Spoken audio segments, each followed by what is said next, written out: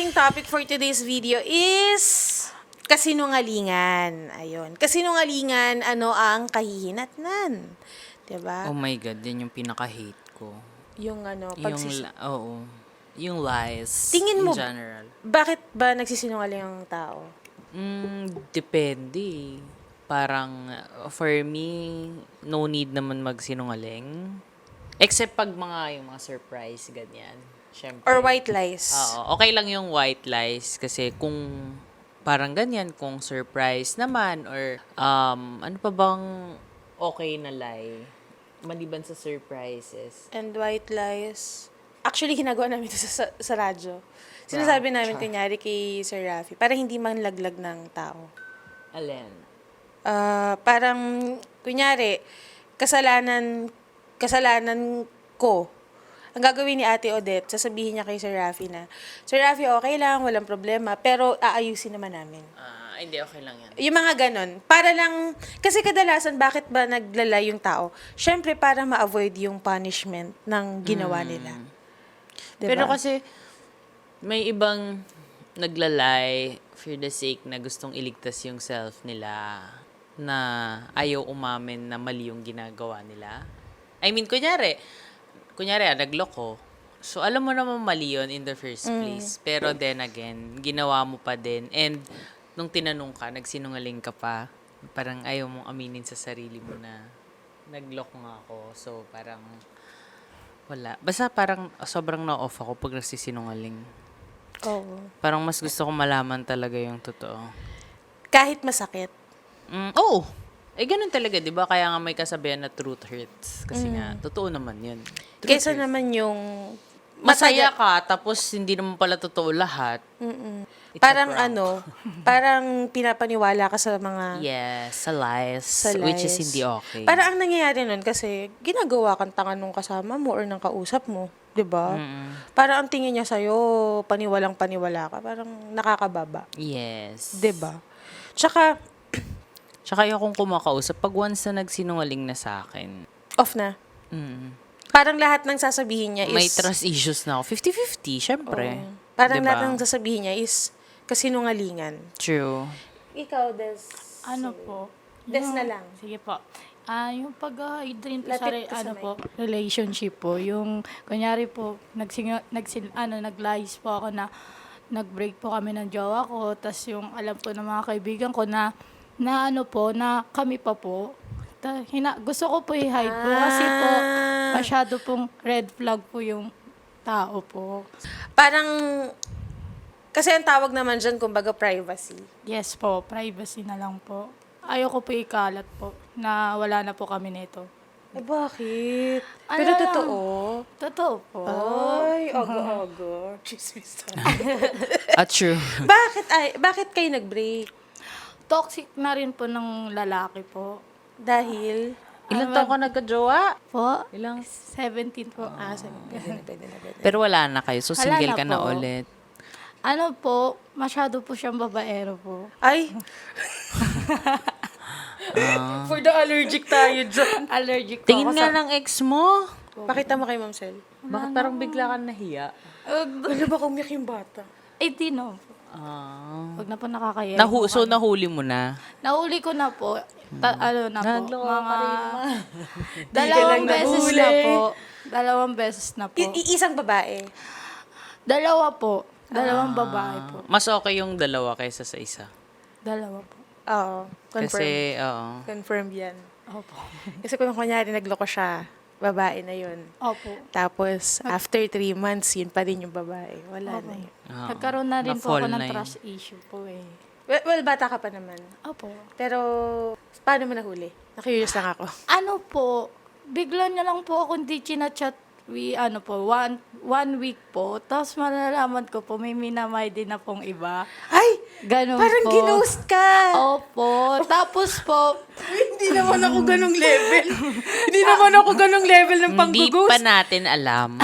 Kasi jowa niya yun eh. Siyempre, ako yung ginaghost ko naman, mga utaw-utaw lang na Yes, ano. ano yun? Diba? Sa kanya kasi jowa niya, masakit yun. Sakit din po. Wala. Wala, umiiyak na siya. Wala yung mga bata talaga. Naiiyak oh. na siya. Hindi naman po. Kailan pa yan? Last year po. Paano kayo nagkakilala? Online din, online apps po. Dating app? Parang ganun na din po. Tapos, igano kayo katagal? Mag 1 year na sana po nung itong January po. And tinigil ko na lang po nung December kasi toxic na po talaga eh. Kasi lagi na lang po niya ginagawa yun. Tapos di niya na lang po chat within 1 week po. Tapos pag wala na po siyang, parang wala na pong gana sa ibang babae, sa akin na naman po pupunta. Parang nagiging toxic Ay. po talaga po. Before the toxic na yan. Ginawa ka. Gulong ka ba? Diyos ko, ginawa kang reserva. So, pag naboboard siya, babalik siya sa'yo. Opo, tapos sabi ko, parang ginawa mo namang pampalipas oras.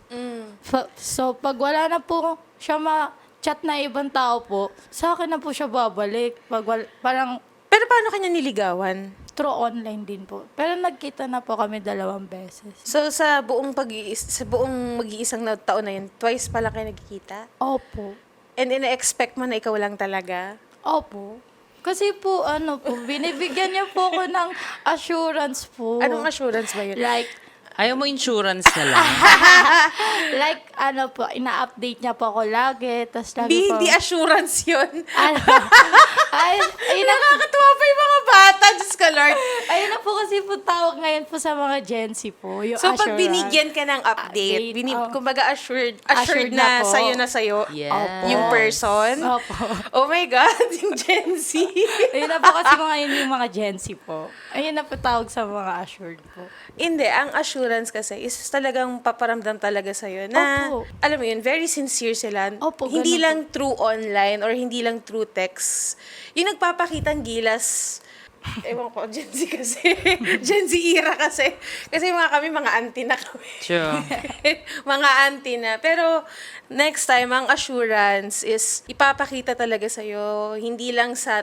Kasi kahit ako, kaya kong sabihin sa'yo na, kumain ka na, nandito na ako sa bahay, maliligo na ako, sasama ka. Charot. Ayun. Hindi, di ba? Kaya kitang sabihin ng ganun. Opo. Pero, hindi ibig sabihin nun is 100% akong may gusto sa'yo.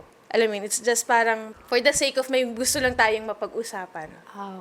Di ba? Pero dun sa pag-uusap ba ninyo yun, gaano kalalim ba yung pag-uusap nyo? Hindi naman po sobrang lalim. Kasi kung nag-updatean lang kayo, mga updated kayo. Or updated lang kayo. Di ba? Anong napag-uusapan ninyo? Halo po eh. Iba-ibang topic po. Sa life or sa mga anong gusto namin mangyari po. O ganun po. Mga planning Ilan taon na din. siya? 19 po. 19. Nag-aaral din. Nag-aaral din po. Nakakaloka lang yung sa kanya kasi ginost siya ng sarili niyang jowa. Mhm. So, wala kang closure na natanggap from him Wala na po. after nun. Anong last message niya sa'yo? Yung last message niya sa akin, bumati po siya nung Christmas po. Tapos binati ko na lang, yun na lang po. Pero nagbabay na lang po ako sa kanya kasi ayoko na po talaga. Ang toxic niya talaga po eh. Wala naman po siyang last message. Hindi na rin nag-reply. Hindi na po. New Year, hindi ka ginreet. Hindi na po. Birthday mo. Hindi na po. Dapat ikaw na lang mag-greet. Kung ayaw niya mag-greet, ikaw na lang. Happy New Year! Truly. Minsan yan daw yung inaabangan ko para mag-greet ko yung crush ko. Oo. Diba? Oo, yun kasi yung pinaka, magandang sign na, sa dami ng naalala niya ng Pasko. Hindi niya alam group message mo. Diba? Pero kamusta ang puso mo ngayon? Okay na okay po. May Saya. ka-talking stage ka? Meron na po. Ay, di lang po talking stage po. Meron na po. Ay, may jowa ka? Opo. O, saan naman yung jowa mo? Okay naman po kami. Asa na siya? Sa bahay po nila. Oh, saan mo nakilala? Sa school din po namin. School, at least. Classmate Majid, ko po. kilala mo? Majid? Okay naman. Basta okay kay Majid, okay din sa akin. Di ba kapamilya? Sa kapamilya yan eh. Kapamilya. Paano kanya niligawan? Ano po eh, ano lang po. Di po siya, di po kami nag-umpisa ligawan po eh. Kala ko po kasi BFF lang po kami. Tapos po, bigla po yun na po, nagkajowaan po kami dalawa. Paano napasok sa usap? Bigyan mo nga ako ng tips kung paano yan. Hindi po hindi na magliligawan. Paano? Magulo rin po eh. Ha? Magulo rin po. Hindi, pero paano napunta sa usapan na partner po, jowa niyan. Ano partner? Majid, ayusin mo. Nakakaloka ka. Kaya today, kapamilya. Kuya Ronnie, si kapamilya. Ayusin mo kapamilya. Girl. Yes po. Girl. Ilagay doon ulit. Susubong kita kay Ate Odette. Majid. Okay. Gay din po. Pero yung before is guy. Guy po. Ngayon, girl. Girl. Oh, I'm so Para- happy for you. Thank you po. Mas okay na po yung... Kami kasi magjowa ngayon po. Para lang din po kami mag-best friend po. Parang best Maganda friend. daw yung jowa mo. Yes po. Patingin nga. Curious kami ni Ma'am Sel. Maganda daw eh. Alin? Sabi nila, Tingin. Majid. Kasama ba natin sa TV5? Hindi po. Wait lang po. Maganda daw. Okay. So, parang mag-best friend lang kayo. Tapos, hanggang sa nagkaligawan. Ganun ang nangyayari. Yes po. Wait lang po. Hanapin ko picture. Nakakatuwa naman. But, legal kayo? Legal po. Both side po. Ay, I'm so happy for you. Mas pipiliin ko na lang po maging legal po kami kaysa naman po hinahide. Kasi dati po hinahide po namin ng 1 month po. Tapos parang nakakahalata na po yung parents namin. Ayun na po, namin na lang po namin. Kasi po may time po nakakatakot. Baka hindi po kami tanggapin po nila. Yung anak po nila nagjowa po ng ganto, ng babae. Yung ine-expect po nila is guy po yung magiging jowa namin. Kaya mas pinili na lang muna namin i-hide na 1 month po. Tapos yung nalaman na po, doon na po inamin na namin yung totoo. Tapos yun pala po, tanggap po naman pala ako. Pero, paano nalaman ng parents mo? Inopen mo? Inopen ko na po kasi nakakalata. Nagtanong po kasi si mama po, pati si papa, kung jowa ko ba tong babae na to. Sabi ko po, opo. Kasi lagi ko na po siya kasama sa bahay. Pag-uwi po galing school. Okay. Tas- Sige, patingin nga ako. Sorry na nagmamarites lang ang mga person. Sige po. Oo. Miss namin kasi... Miss namin mag-chismis eh, kasi first time namin gawin. Kasi, di ba, from breakup na malala dahil toxic Ito po, yung ex niya. Ay, maganda nga. Pretty ang Shingen. person. Oo. Oh, pretty ang bata. Ilang months na kayo? Going 1 year na po. Mag-1 year na po kami sa December. December ka nakipag-break po. Tapos bigla po nag-ano po. yun ay nagkakamabutihan na. Opo. Oy, sabi ni Majid, ang tagal nyo na pala. So hindi din alam ng mga classmates mo? Hindi rin po. Ano lang po, ang nakakaalam po yung mga iba kong kaibigan sa school po. Kasi sila Majid po, wala namang ano yun. Wala ka daw ambag sa sa buhay niya, Majid. Panakit, ano lang po yan. Panakit lang yun. Ay, bakit sinaktan ka ni Hindi Majid? po, panakit po sa school yan. Ang dami po kasi humahabol sa kay Majid po eh. Kuya Ronnie, madami daw naghahabol kay Majid na babae sa school. Habol po ni Majid po is mga ABM po. Ay, totoo daw. Proud naman si Majid. Proud naman siya. Pero nakakatuwa lang. Special sa amin yung LGBTQ family dito. Yes. Super welcome. And at least hindi na tumatagal yung relationship nyo dahil sa lies. Yes po. Diba? I mean, kampante ka, gumigising ka ng walang sakit sa ulo, gumigising ka na alam mong walang nagsisinungaling sa'yo. Opo. Diba? At least kampante yung heart mo. Uy, may makakausap tayo. I think teacher nyo to. Yes po, teacher namin Si po. Ma'am Regine May Fakurib. Hi, Ma'am Regine. Good afternoon. Alam nyo, Ma'am, pasensya na kayo sa mga estudyante nyo. Kinukulit po kayo, Ma'am. Yes, iniisa-isa kayo. Hello po. Hi! Good afternoon, Ma'am Regine, and welcome po sa Bardagulan. Good afternoon po, Ma'am Shari. Ngayon. At kasama ko po si Ma'am Maricel, Ma'am Regine. Ma'am Regine, kayo po ay teacher po nila, Des. Yes po, ma'am. Saan- Teacher po nila ako Saang subject po? sa personality development po. Personality development. Ano po yun? Parang, Ano po, yung parang yung mga yung introvert po, mabubus po doon. Talagang makikita mo po yung ano. parang Yes po. psychology.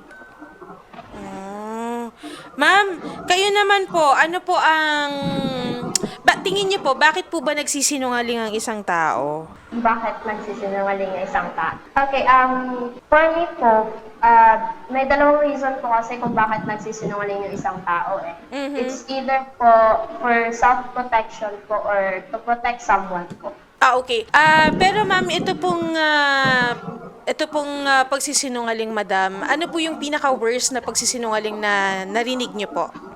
Worst na pagsisinungaling po, siguro po is yung friendship po.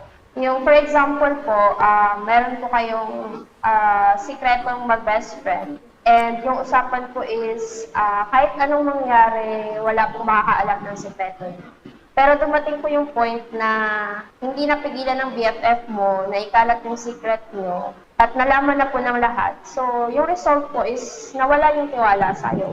So, hindi na kayo magiging kagaya ng dati po. Ma'am Regine, tingin niyo po, ba't po nagawa yan ng best friend niyo sa inyo or ng friend niyo? Kasi po ma'am, hindi naman po natin alam yung reason nila talaga eh. Kasi may mga reason po tayo kung bakit tayo nagsisinungaling eh. Yun nga po yung sabi ko kanina, siguro dahil gusto niya lang proteksyonan or sa point po na yun siguro na sobrahan lang siya ng kwento to the point na pati yung dapat itago is nailabas po. Ano yung tingin mong pinaka-worst na reason bakit nagsisinungaling ang isang tao, ma'am? Pinaka-worst. Kasi madaming dahilan kung bakit nagsisinungaling yung isang tao. Pero ano yung pinaka-worst, ma'am? Na tingin mong pagsisinungaling? For me po siguro is para matakpan yung kasalanan niya. Parang ipapasa niya po sa iba. Para ma-blame yung ibang tao sa kasalanan na hindi naman nila ginawa. Parang ganon? Opo. Yes po. Parang aakuin. Yes po. Ma'am, kayo po, pwede po ba kayong magbigay ng ng isa sa mga payo para, lalo na sa mga taong takot i-admit yung mga pagkakamali nila? Opo, okay po. Lahat naman po tayo kasi pag nagsisinungaling kasi hindi tayo ready eh. Hindi tayo ready sa magiging consequences natin. So, takot din tayong ma-blame. So, ang payo ko lang po is bago po tayo magsinungaling, tanungin po muna natin yung sarili natin. Ready ba tayo sa magiging consequence nito? Kung hindi, itigil po natin. Kasi naniniwala po kasi ako sa kasabihan na saktan mo na po ako sa katotohanan kaysa sa pasasayahin mo po ako sa kasinungaling. Wow. So, yun po. Yes, mas true talaga in all aspects of life. Diba, ma'am? Yes po, Ma'am Maricel. Kaya nagsinungaling din ako sa mga teacher ko dati. Kaya mo pa ba? Opo, ma'am. Naintindihan ba? Opo. Kahit wala talaga. Pagdating sa exam, olats. Zero. Hindi naman, mga 10 naman. Over 100. Pero kahit pasang-awa, Minsan. pasang-awa. Minsan. Swerte pa nga ako nun eh. Ayan, ma'am, at saka isa rin sa magiging cause ng pagsisinungaling is, syempre, yung tiwala ng isang tao. 'Di ba? Pag kayo po ba ay minsan nang nagsinungaling sa inyo, walang-wala na yung tiwala niyo dun sa tao, ma'am? Or depende pa Or rin? mabilis mabalik. Or may mga tao kasi mabilis bumalik yung tiwala. May matagal, may hindi na, forever. Marupok. Iba yun, ma'am. Pag white lies lang po siguro, kasi yung lying po kasi consider ko dalawa eh. Pag white lies lang po siya, harmless po. So, yung tiwala po is andyan pa rin. Pero yung mga big lies po, siguro kailangan niya po munang i-earn ulit yung tiwala. Oo. Tsaka 'di ba, Ma'am Regine, parang ang tingin sa ng isang tao is parang kapag pinagsinungalingan mo, parang ang tingin sa is parang tanga, ginagawa kang tanga. Yes po, ma'am. Oo, Parang pinapaikot lang po. Oo, pinapaikot-ikot mo lang yung isang tao. Yun yung ayaw din ni Sir Rafi, yung ginagawa siyang tanga kapag nagsisinungaling ka. Magsisinungaling kagalingan mo na. Oo, galingan mo na. Kaya lang kasi, mabilis si Sir Rafi magpaamin. Parang sa'yo. Oo. Sa akin. Parang ako sa'yo. May ganun kasing tao eh. Alam mo ba, minsan, papasok pa lang sa studio, alam mong may kasablayan yun. May mga ganung aura eh, di ba? Alam mong hindi siya magsasabi ng totoo. Kaya minsan, stiff kami sa baba. Kasi dun pa lang dapat sa baba, sinasabi mo na sa amin yung mga pagkakamali or yung mga kasablayan mo. Kasi kapag nalaman pa ni Sir Rafi yan sa taas, mas madadali ka. Di ba? Di ba ganun kami sa baba, sa Yes po. action center? Dun pa lang sa baba, sabihin mo na sa amin lahat. Ang problema, yung ibang complainant, hindi nila Hindi po sinasabi yung sinasabi. pagkakamali nila. Opo, pero pag akyat na po, doon na po sila yung Oo, doon nila malalaman. Kaya napapagalitan din ni Sir Rafi yung iba kasi hindi sila nagsasabi. Tapos minsan sasabihin ni Sir Rafi, ba't sinabi nito sa radyo, ganto ganyan, ganyan? Eh, sasabihin naman nila Ate Odette, Sir, hindi po nila inamin sa amin na may ganto pala sila, na dati pala silang ganto, may record sila ng pambubugbog. O, syempre, ililigtas din nila yung sarili nila. Opo, Di ba? tinatago po. Oo. So, ganun yung mga ilang eksena dun sa Wanted sa radyo. May mga ilan talaga hindi nagsasabi ng totoo. Ah, true. Kaya namin tinatawagan yung kabilang panig para malaman din yung totoo at malaman natin kung paano sila matutulungan, di ba? Teacher, Ma'am Regine, ano na lang po yung maibibigay niyong advice sa mga tao na hirap magsabi ng totoo at namumuhay sa makatulog pagsisinungaling. kayo. Namumuhay sila sa kasinungalingan. Sana po makatulong po sila. Kasi, di ba, parang yung inner peace mo rin po mismo, magguguluhin ka po eh. So, mas maganda po siguro, unti-unti mo pong ilabas yung katotohanan kaysa habang buhay ka pong tatago to. Ayun. Thank you, Ma'am Thank you, Regine. madam. Ma'am. Thank you po. Thank you, ma'am.